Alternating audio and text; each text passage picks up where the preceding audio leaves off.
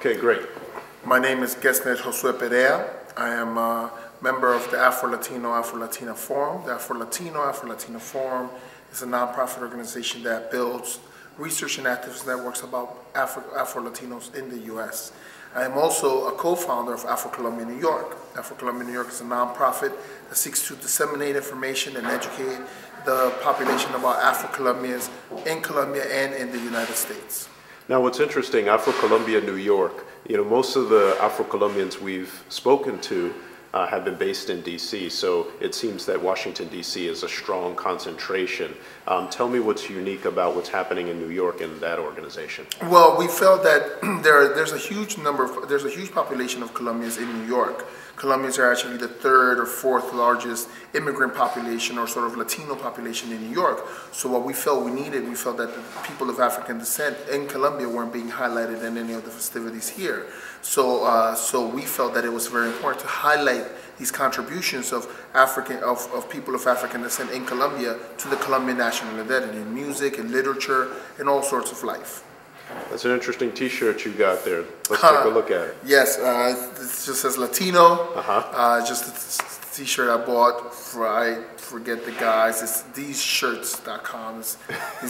These Dominican guys from Boston.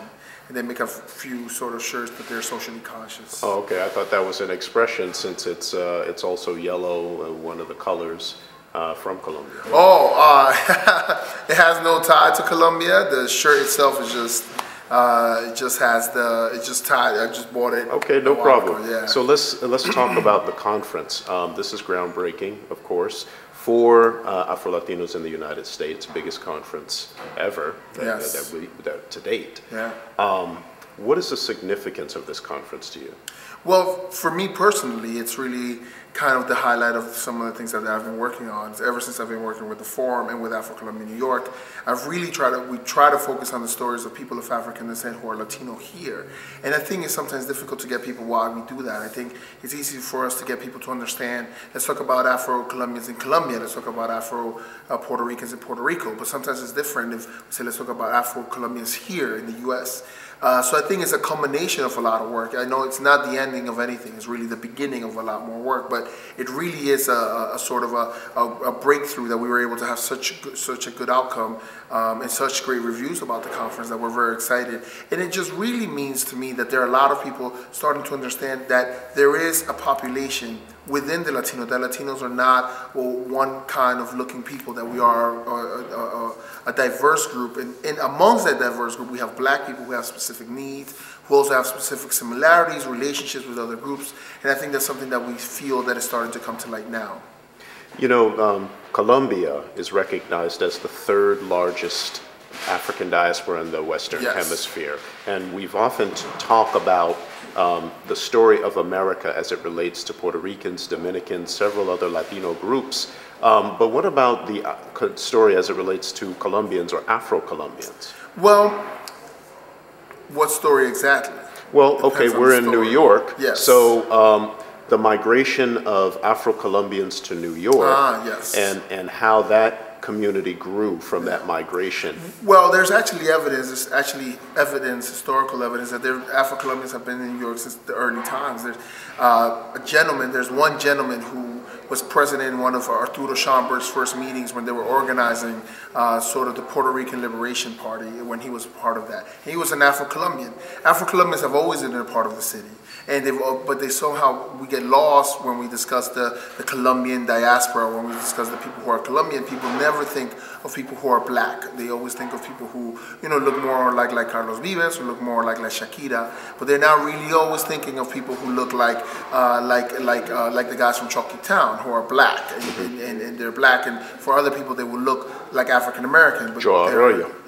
Or Joe Arroyo, right? People who, for some people, or like myself, people always tell me that you look Dominican or you look Cuban. I've never looked Colombian. So one of the things that we always emphasize is that 30% of the Colombian population is of African descent. Whatever title, whatever name they choose to go by is different, but they are of African descent. And that's just an estimation. We believe that it's probably a little bit closer to 40. Talk about some of the key issues for Afro-Colombia New York. I mean, because what's happening right now in Colombia regarding the situation with Yes. land rights, and and then we have this displacements. free trade deal that was Yes. recently ratified by the Congress. Obviously, the foreign policy of the U.S. government is a major issue in addition to immigration and several other issues that Latinos in general have been concerned about. So what are the key issues for your organization? Yes, well, those are key issues. Actually, we partnered with a lot of organizations in Washington, D.C., and we work with them on informing people how the free trade would affect Afro-Colombians and why we didn't agree with the signing of the free trade agreement. And we work with a few organizations here. Actually, during the Chocolate Town concert in New York, we were handing out leaflets kind of informing on that. That was a very big deal for us. I think another one for us, another issue that we focus on is making people aware of the problem of displacement and land rights, how they go hand in hand. I think sometimes the media doesn't really display well. When they talk about displacement in Afro-Colombian communities, sometimes they say they don't notice that their land rights are being taken by the same government who's pretending to care for them. So that's another one of our responsibilities. Another one of our responsibilities is also focusing on the needs of Afro-Colombians here in New York. What are the specific needs? How can we help the needs? Numbering the number of Afro-Colombians here in New York, one of the great endeavors that we're going to take as we're starting this year is actually to do kind of a census of Afro-Colombians in New York. How many are there? How many are in the tri-state area? What are their socioeconomic status, so that we see what are the needs and so that we can advocate for people of African descent who are Colombian who are here in New York. Quibdó, one of the major cities and largest enclaves of Afro-Colombians, elected its first female mayor. Right, yes. They in Chocó,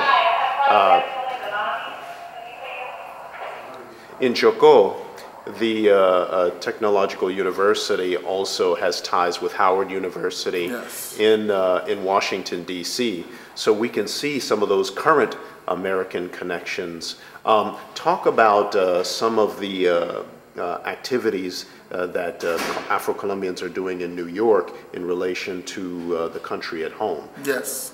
Well, I think there's a lot of people doing a lot of work here focusing on the country at home. So, okay, like you just mentioned, the people in Howard University in Washington, D.C., a lot of the organizations in Washington, D.C. focus on doing work to help people in Chocó and in Quibdó. For example, the Proceso de Comunidades Negras, the PCN, has an English chapter here in Washington, D.C. that they're to promote and help advertise some of the things that are going on in Chocó, but also promote and help solve situations down in Chocó.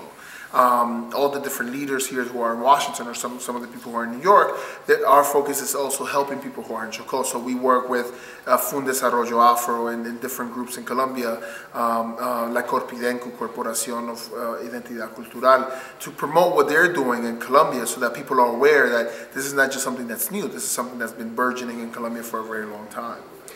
Let's talk about where Afro-Colombians in the U.S. find themselves within this diaspora of Afro-Latinos and African Americans, because we know we at least have some standard knowledge of the Puerto Rican and the Dominican experience in this country. But we really don't see the Afro-Colombians, at least not in that American experience. So I know you came to this country as well. What was it like growing up in that environment and trying to find your space? Well, I think the main thing, before I get to my story, I think it's also that Afro-Colombians, I would say, not in general, but most, do not live in regular Colombian enclaves, and I think that's something important to notice. I think Afro-Colombians really they really gear more towards what we call West Indian communities or African American communities. When we first came, when my family and I first came, we lived in Washington Heights, which is not a Colombian community at all, it's a Dominican community. The other co-founder of Afro-Colombian New York, she grew up in East New York. That's not a Colombian community at all. And most of the times when we speak to Afro-Colombians, they're not living in Queens, Jackson Heights, Queens here in New York, which is like the big neighborhood of Colombians. Some are, but most of them are living somewhere else, somewhere in Brooklyn, somewhere in the Bronx.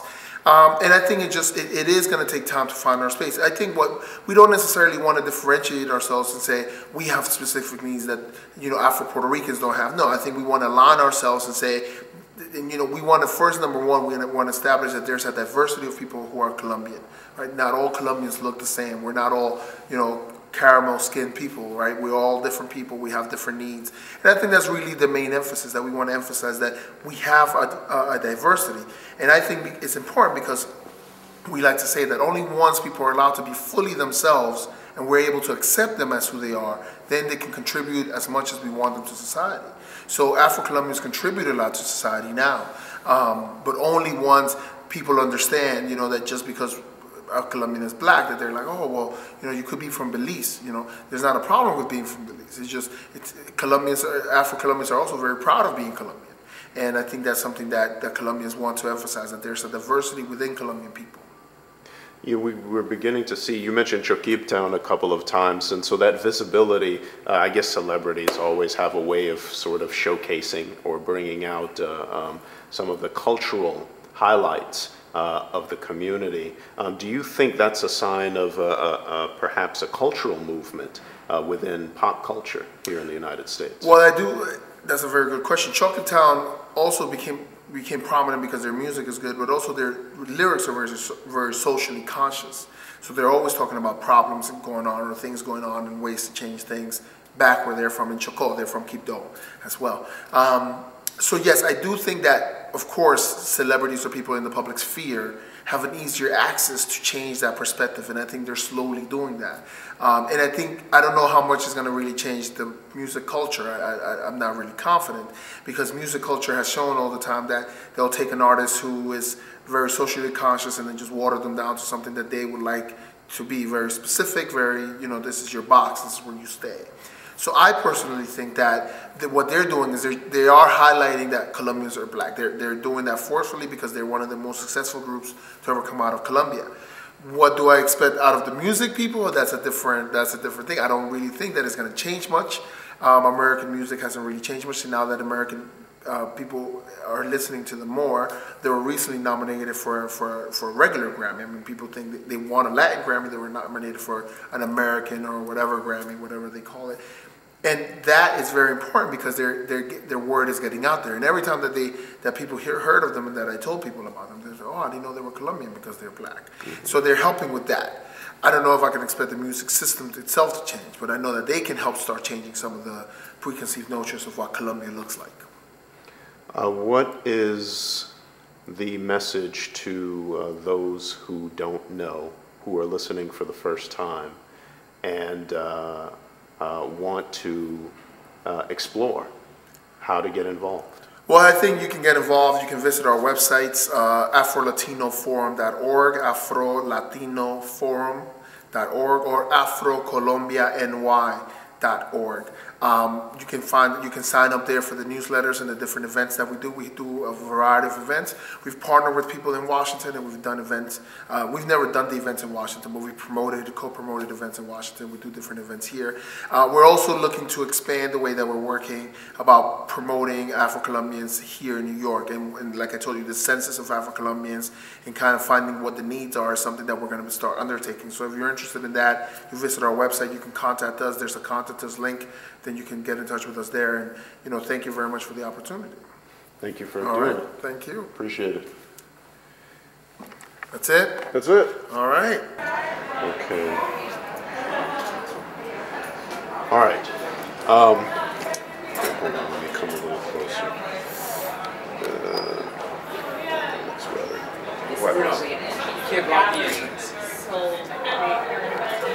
Oh, there's an entrance? Okay. Why don't we, what about by the cafe? That area? Sure. Okay, we'll start just with the introduction of yourself. Hi, my name is Ivan Groman. I am the former executive director of the National Association of Hispanic Journalists. I've been a journalist for 28 years and been involved in journalism and journalism education in Miami, Rochester, New York, San Juan, Puerto Rico, San Francisco, for the most part.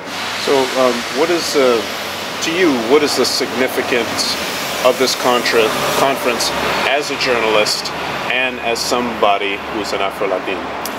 I've been advocating for inclusion of media and for fairness and coverage for years, for decades, and for Latino coverage, fair coverage of Latinos and lack of representation of Latinos in newsrooms and increasing that representation. That there's so little media about Latinos right now, and so many stories that are not told about Latinos right now. About Afro-Latinos, the number is even smaller. So this conference to me is a big wake-up call about how we also, in that advocacy, we need to focus a lot more on getting the stories out about Afro-Latinos. And for many of us also to think and rethink our attitudes about racism and about discrimination and our awareness, because many of our own people are not very aware of either their Afro-Latino roots or that there is racism and discrimination, and that has a burden upon a certain sector of their own communities. Let me ask you this. I used to be a member of the Atlanta chapter of National Association of Black Journalists, and the last meeting that I attended, we actually had one Afro-Latina journalist there, and I began thinking, where is the inclusion even amongst the National Association of Black Journalists?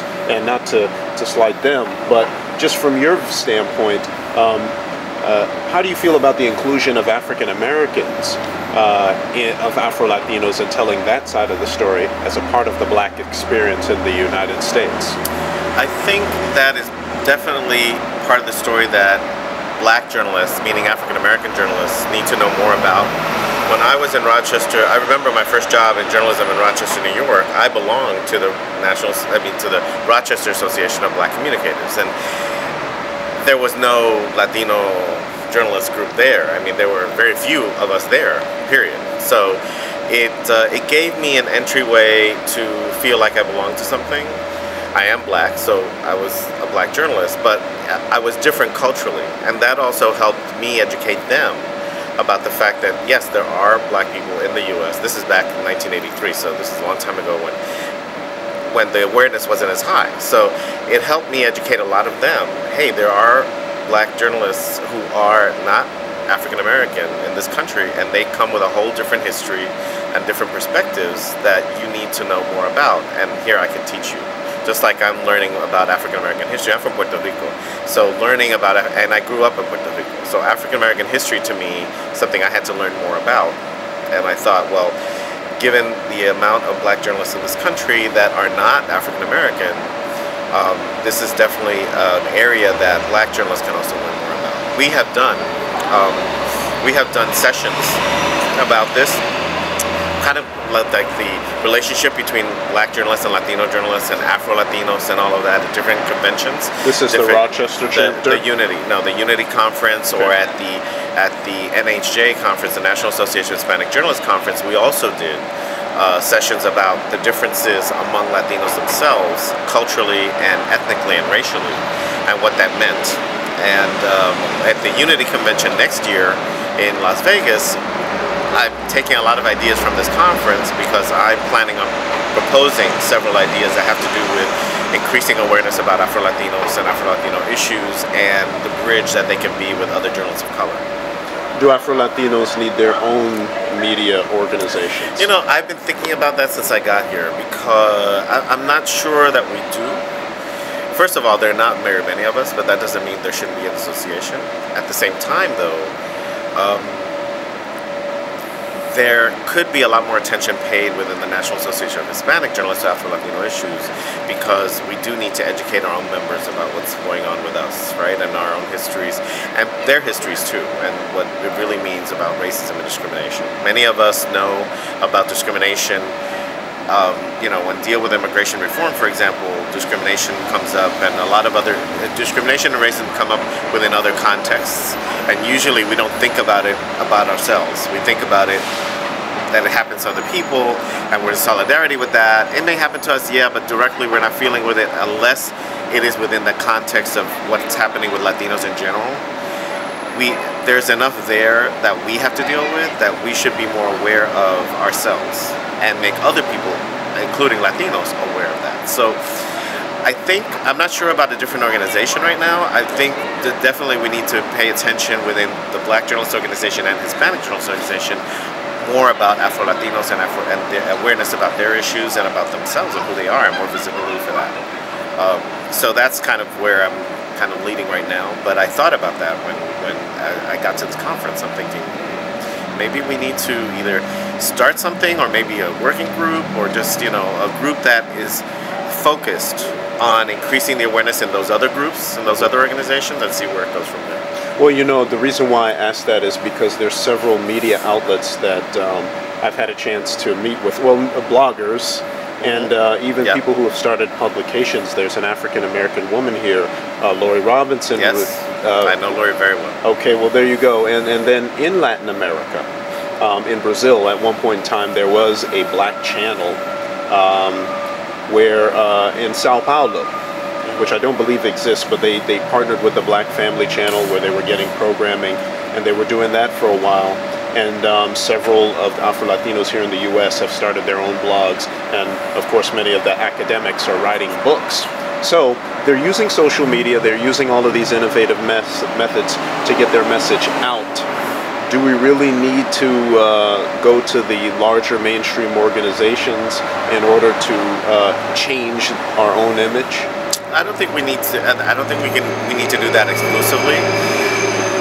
This to me is a 4 or 5 pronged struggle. I mean, you use social media, you use the different organizations, you use mainstream media, you tell your own story, you get your own story out. I mean, they don't exclude one another. So for me, making your own website, doing your own story, getting your own story out there, organizing ourselves, and writing columns and bloggers on websites, to me is just as important as attacking the lack of knowledge and education about racism among Latinos themselves on Univision.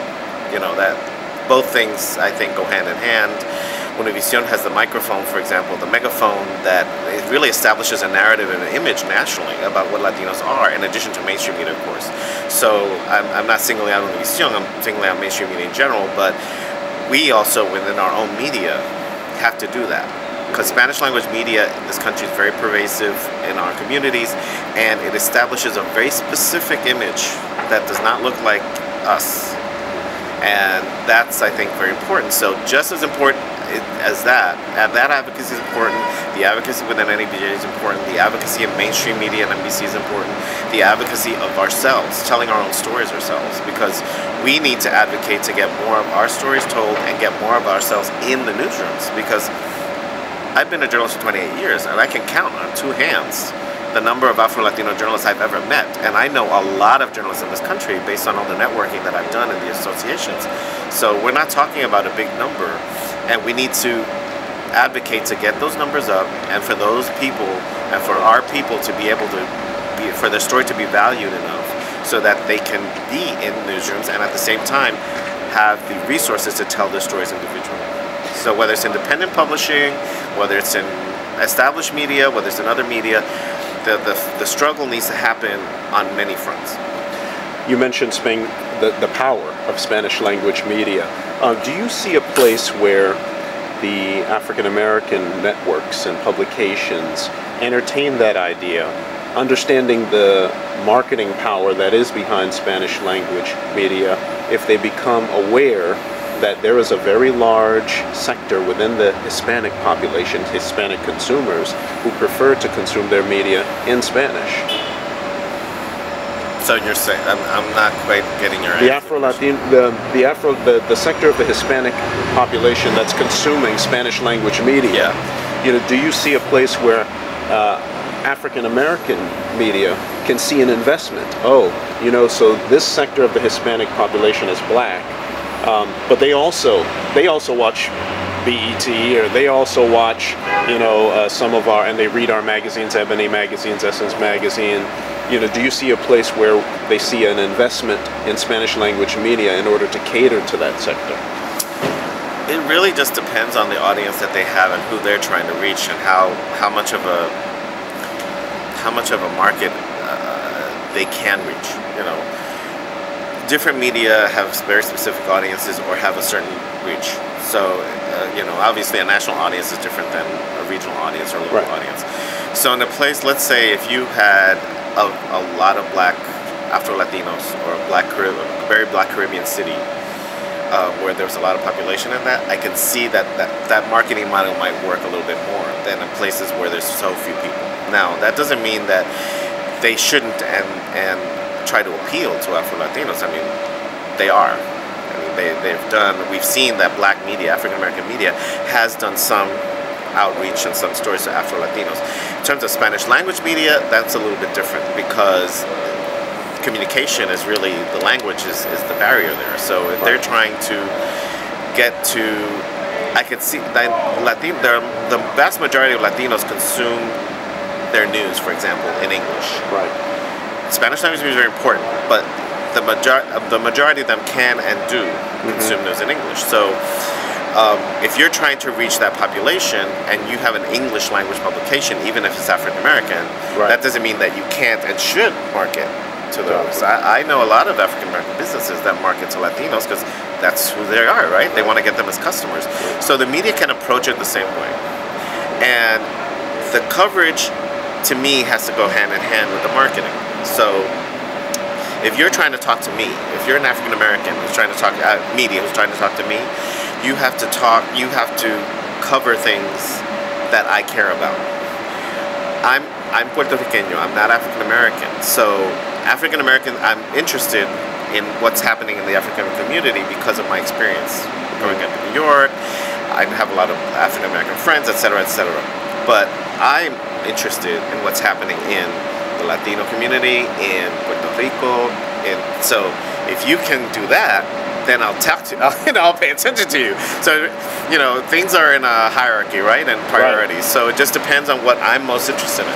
Well, the reason why I asked that is because if Spanish language media, as it is right now, is not going to take an Afro-Latino and put them in front of a camera to deliver that message, it's thinking about, well, maybe the African American side might do it, or Caribbean side would do it. Yeah, but if the African American media does it, and I don't think they should, it's not to say that they shouldn't do it. As a matter of fact, there are a lot of Afro-Latinos who work in African American media, so we're not talking about apples and oranges. What I'm saying is that, to me, it's important for Afro-Latinos to get, for example, in front, to be on the air in Spanish language media as a way to attack the institutionalized and sort of internalized discrimination and racism and lack of awareness about discrimination among our own people. That's because in Puerto Rico, for example, nobody talks about race or racism or discrimination at all. You don't do it, ever, because we're all Puerto Ricans, so it doesn't matter. In their way, we're all a mixture of all three, the Taino, the Spanish, and the African. What we do culturally is very African in Puerto Rico, regardless of what you look like. So people are like, what do you mean discrimination, racism? We all speak the same language, we all eat the same food, we all hear the same music, it's all very African based. So how are you saying that there's racism discrimination? We know there is, but it manifests itself differently. But because we have that attitude, we're not aware of the problem, or we simply don't deal with the problem. So what I'm thinking is, it's a way to challenge not just Puerto Ricanos, right? But Mexicans, Peruvians, Salvadorans, Hondurans, they all have the same problem. And all of these countries, the Africans, the people who look African and are African, are at the bottom. And they're very poor. They're very poor, they lack the economic resources, they lack any access to power or influence in their respective countries. So that is why Spanish language media in the US, which deals with basically all of those communities, I think is a very important vehicle to try to start breaking down that barrier and raising that awareness. Because a Salvadoran, and we've heard it here, a Salvadoran who watches the telenovelas will tell you, oh, we're not racist against black people. But a Salvadoran in El Salvador who's black will say yes, and a Honduran will say yes. There's a reason why there's these hemispheric conferences happening among African peoples and African descendants that are happening in this hemisphere, because we're all suffering some same problems, and all of our countries say it's not a problem. So we need to, the media that deals with the people, with our communities, has to address that. And that's why I talk about Spanish language media. So that's why, for me, it's important for that to happen. I think it's also important for African American media as a way to engage their own communities and their entire community, make awareness of Afro-Latinos and other people who are not African American, who are black in this country, and there's lots of them. That's also creating that awareness. because there's no reason, and there's not really a reason African American really needs to know. It's not culturally the same as somebody from Barbados or somebody from Trinidad or somebody from Puerto Rico or somebody right from Cuba. So it's for them. It's also a learning experience. It's also like a broadening of education of the whole community. Look, there's other people who look like you. You should not assume that they're African American necessarily. And if they tell you they're not African American, it's not that they're denying their color. It's that they're not denying that they're saying they're not African American. Culturally, they are who they are, and you have a lot more in common than you think. So don't tell them they don't want to be black, because they don't want to be black has a very specific meaning that to them doesn't compute in their idea of race and their idea of how race fits into their society and their identity. That doesn't. It's apples and oranges, that statement. But in a U.S. context, it makes complete sense, because here you had a country with formal segregation and the whole thing. In our countries, what do you mean you want to be black? You tell a Puerto Rican he doesn't want to be black. It's like, what do you mean? I am black. And, oh, well, I'm white, I'm black. That's, to them, it's not the same thing. So I think that we all have a lot to learn from one another based on what our histories have been. I mean, a lot of Afro-Latinos and Latinos in general have a lot to learn of what happened in this country with the civil rights movement and with all the struggles that have happened in this country. Some of that is being taken to emulate now in our own countries, right, to deal with this issue. So we're way behind, but we're behind in terms of the struggle that had to happen here. But we have to have a different kind of struggle, because the conception of race and racism in our respective countries is very different. It's more hidden. It's more insidious. It's not something you just attack directly, because there's not a formal declaration of an understanding and acknowledgement that racism exists, because you yourself don't believe it, even if you have my skin color. You said this conference generated several ideas about what might change about how you look at how Afro-Latinos organize in terms of the media. What's the next step? One of the next steps for me, I think, is to broaden our advocacy in terms of who Latinos are. We know now, we've known for a long time, that the image created of Latinos in this country is a very specific physical type. It's all about Mexico right now. It's about the border. It's about immigration. When people think Latino, that's what they think, And Latinos in this country do everything. We're like, doctors in New York, and we're migrant farm workers in Texas, and we're professionals in LA, and we're everybody, and we're everything. But that's not the image that is portrayed in media about Latinos. So we know now, we've been knowing for a long time, that we have to broaden that scope.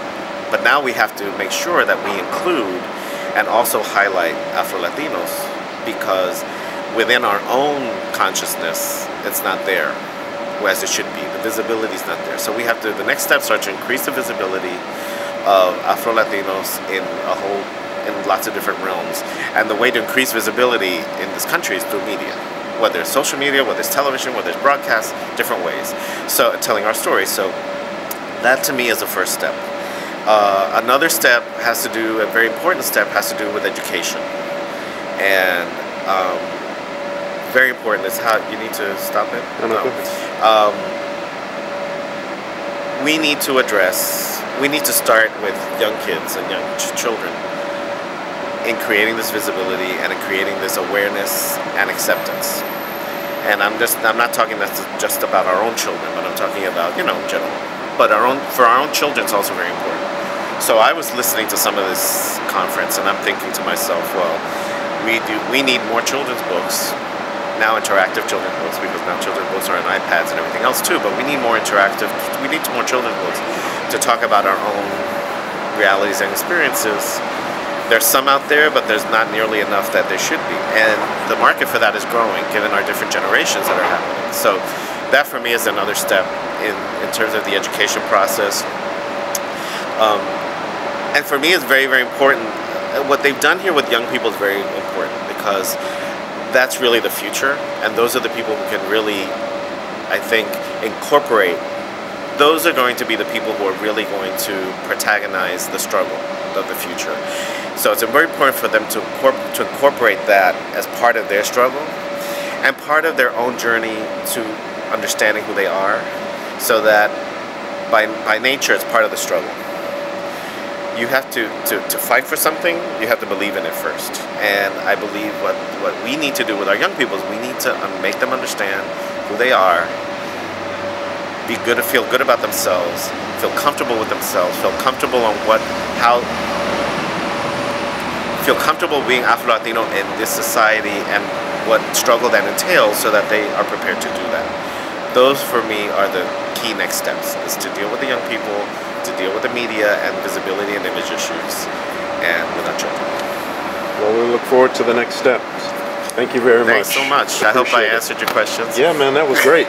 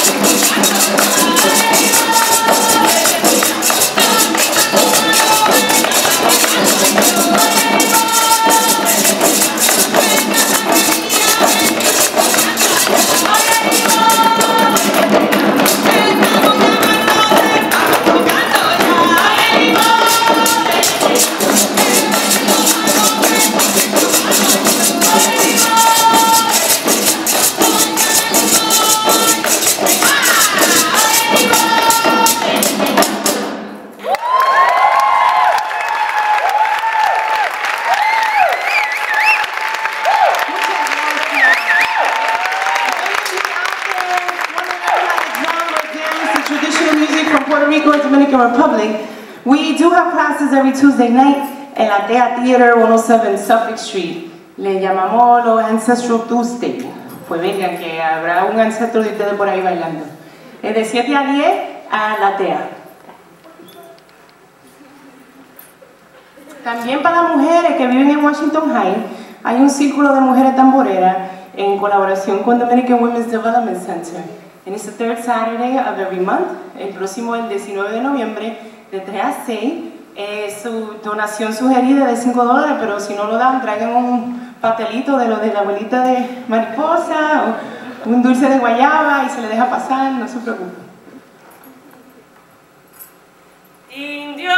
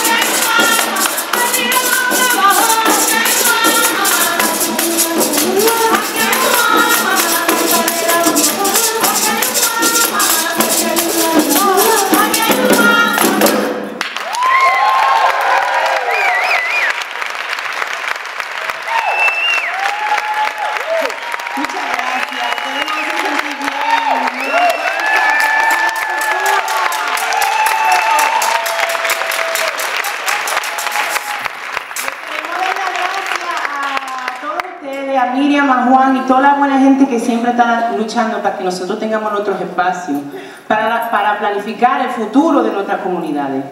Que sabemos que hay muchos problemas, pero más de problemas hay muchos recursos que están entre todos nosotros, entre nuestra cultura, nuestra inteligencia, nuestra unión. So, que siga para adelante el trabajo de Afro-Latino Forum y que sigan para adelante los maestros de nosotros, que aquí está uno de los buenos maestros, Iván Domínguez. Sí, queremos anunciar un evento especial de uno de los maestros de nosotros, Claudio Fortunato y su Guerese, el 13 de noviembre en the Old Audubon Ballroom, in the Malcolm X Betty Shabazz Cultural Center, November 13th. I think it's a free bottle party, y'all, so you have no excuse. You're going to see the best bottle in New York por ello, y nosotros allá atrás haciéndole coro. Y también el 12 de noviembre, nuestra hermanita Yelimar y las mujeres del Legacy Circle Women's Drum Cypher are having a fundraiser. Nosotros queremos ir a aprender a los pies de nuestros abuelos en Santo Domingo, en Puerto Rico. So we're doing a fundraiser to pay for our plane tickets, y'all, to go learn Palo in DR. Hopefully you can make it. It's at the Bruckner Bar and Grill, November 12th at 7 p.m. Half of the proceeds will go to the continuation of our Young Women's Summer Leadership Program. This past summer we collaborated with a great organization, Casa Tabezache, and we hope to continue the good work of helping young women tap into their personal power and be powerful matatanas del cambio social. So, nos vemos.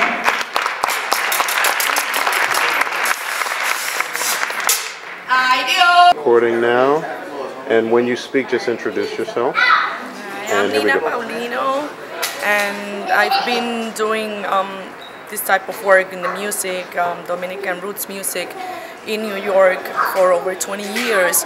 And to be here today in this conference is great because it's work that needed to be done long time ago and it never was, and now it's being done. So it's great because our young people are going to grow up knowing who they are without having, to feel like, they're outsiders, that they have, pelo malo, but knowing that this is part of who we are and what we are as a people, and having the music, having the culture, having la tierra, o sea, las raíces del árbol. They have the, ¿cómo que se dice? Las raíces del árbol? The roots of the tree, and knowing that from that tree we are different and we might look different, but we are all the same. So it was great for me to be here today, to have, enjoyed everything that went on today, from the poets to the music.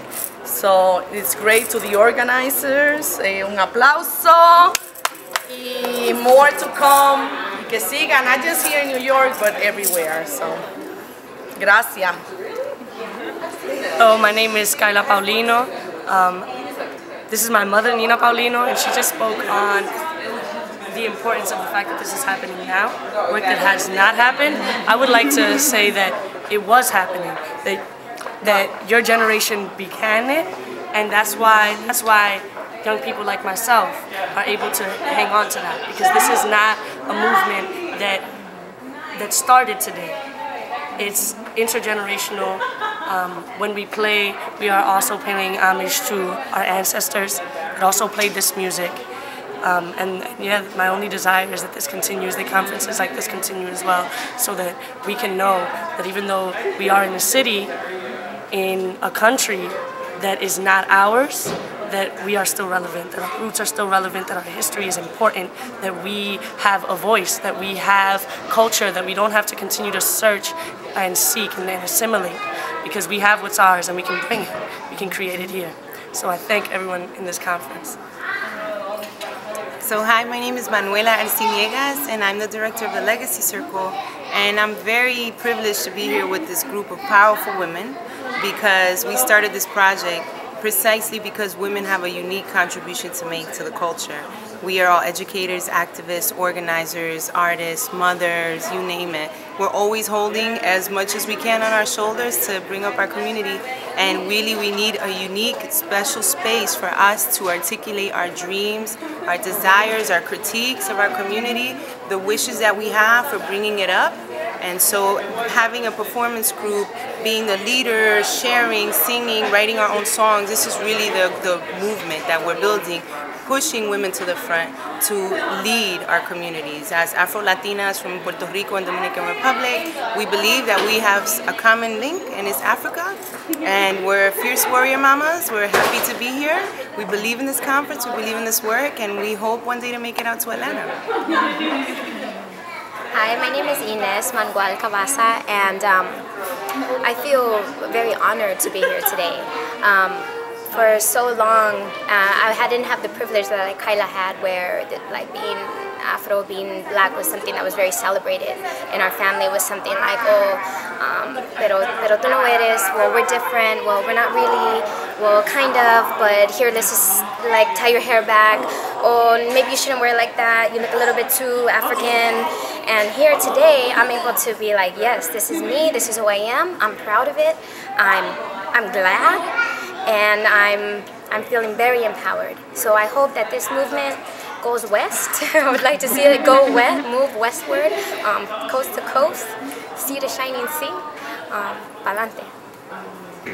Hello, my name is Jelly Mara Concepcion. I'm really honored and proud to be part of this group of women. I just came from Puerto Rico like 4 years ago, and I was in a desperate need of find a place where I can enjoy and be and express my culture and try to bring it on for a generation of Puerto Ricans from the New York City. And also I dedicate myself to like chart this craft, this culture, because I believe that it can be used as a tool for therapy for all the people that needs to reconnect with their roots in order to be able to grow and have some sustain and create that sustainability that our community has always been like pushed on to depend on something else, on a bigger mass, on the governor, when they're like have all the capacities and all the skills that they need in order to be sustained and enjoy being together. We do what we do, we improvise too, and this is what I'm doing right now. So all I want to say is like I'm glad that these spaces are being created in different disciplines and different countries, because like in August there was like an Afro-Latino forum in Honduras, and because this year particularly like the United Nations decided to dedicate this to the Afro-Latinos, so right now it's like on spot, and I hope like next year they don't forget about this, because we gotta keep growing our movement. It's not from yesterday, it's not from today, it's for the future. So that's all I want to say. Hi, my name is Julia Luisa Gutierrez Rivera. I've been dancing and performing Puerto Rican bomba and plena since I was about 2 years old. And I have the fortunate honor to share with this powerful group of women. It's very difficult to think of something that builds on top of the comments that they've shared with you already, but I think that what we are experiencing in this conference is a testament to, you know, this collaboration and all the unique voices that you see here in this beautiful circle. It's celebrating the commonalities that we have amongst our differences and recognizing that, and that every time we stand up together and express our music, express our culture, express our beautiful appearances, however they may be, that we are contributing a step ahead of who we are and what this movement should be worldwide. So it's a lot that can be said, but I think that starting from Nina, who's been doing this for many, many decades, to some of us that have been doing this for a couple of years, myself included, there's so much more work to be done, but I think that we stand on the strong foundation that has been laid before us. So, pa'lante. Okay. 1, 2, 3, balante. Ready? 1, 2, 3. Balante! Very good.